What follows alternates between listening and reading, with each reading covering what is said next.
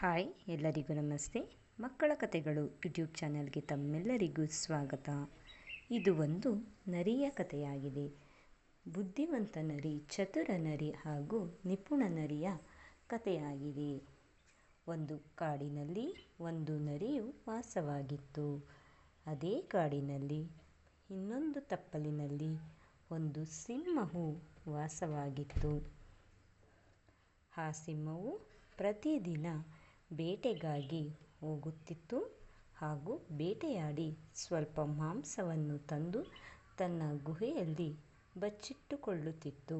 ಮುಂದಿನ ದಿನಕ್ಕೆ ಆಹಾರಕ್ಕೆ ಬೇಕಾಗುವುದೆಂದು ಮುಂದಾಲೋಚನೆ ಮಾಡಿ ಉಳಿದ ಸ್ವಲ್ಪ ಆಹಾರವನ್ನು, ಮಾಂಸವನ್ನು ಬಚ್ಚಿಟ್ಟುಕೊಳ್ಳುತ್ತಿತ್ತು. ಹೀಗೆ ಅದು ದಿನಾಲೂ ಬೇಟೆಯಾಡಿ ಆಹಾರವನ್ನು ತಂದು ಸೇರಿಸಿ ಇಡುತ್ತಿತ್ತು. ಒಂದು ದಿನ ನರಿಯು ಇದನ್ನು ಕಂಡು ಸಿಂಹದ ಗುಹೆಯಲ್ಲಿ ಆಹಾರವನ್ನು ಕದ್ದು ತಿನ್ನುವ ಆಲೋಚನೆ ಮಾಡಿತು. ಅದು ಸಿಂಹವು ಬೇಟೆಗಾಗಿ ಹೊರಡುವುದನ್ನೇ ಕಾಯುತ್ತಾ ಇತ್ತು. ಆ ಸಿಂಹವು ಬೇಟೆಗಾಗಿ ಹೊರಟದ್ದನ್ನು ನೋಡಿ ನರಿಯು ಸಿಂಹದ ಗುಹೆಗೆ ಹೋಗಿ ಆಹಾರವನ್ನು ತಿಂದು ಬಂದಿತು.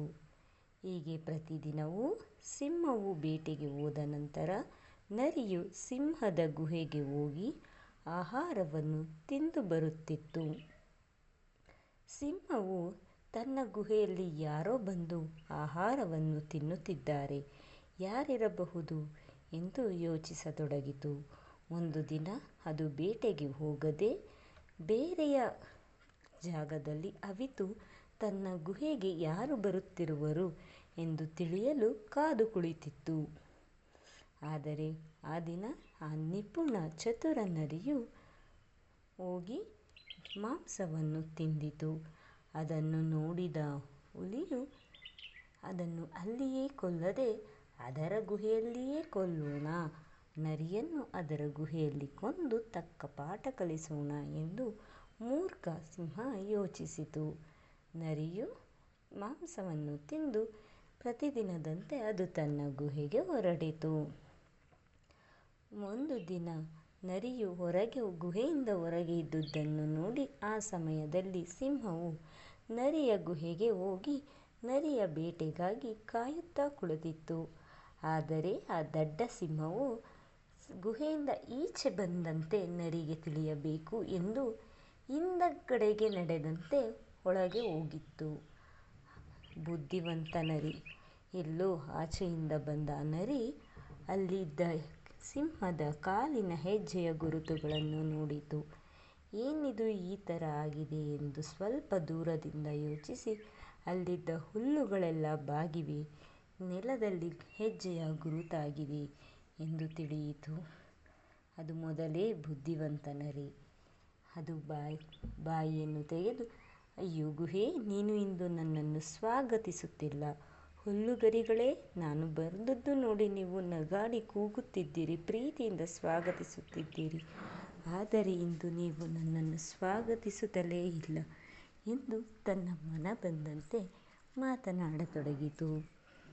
ಆದರೆ ಆ ಸಿಂಹಕ್ಕೆ, ಓ, ಇವತ್ತು ನಾನು ಈ ಗುಹೆಯಲ್ಲಿರುವೆನಲ್ಲ, ಅದಕ್ಕೆ ಹೆದರಿರಬೇಕು. ಅದಕ್ಕೆ ಗುಹೆ, ಹುಲ್ಲುಗಳು ಮಾತನಾಡುತ್ತಿಲ್ಲ ಎಂದು ತಿಳಿದುಕೊಂಡಿತು.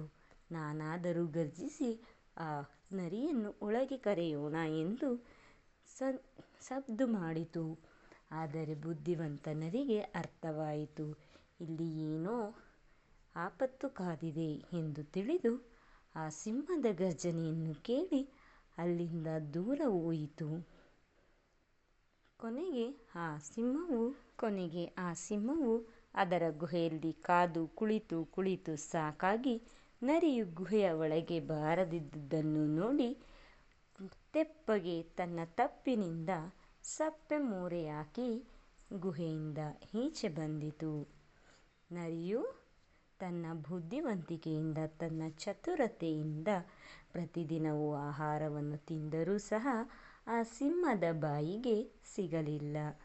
ನರಿ ಮೋಸ ಮಾಡುವುದರಲ್ಲೇ ಉತ್ತಮ ಪ್ರಾಣಿ, ಆದರೆ ಸಿಂಹ ಅತ್ಯಂತ ಮೋಸಗೊಂಡ ಪ್ರಾಣಿಯಾಗಿದೆ.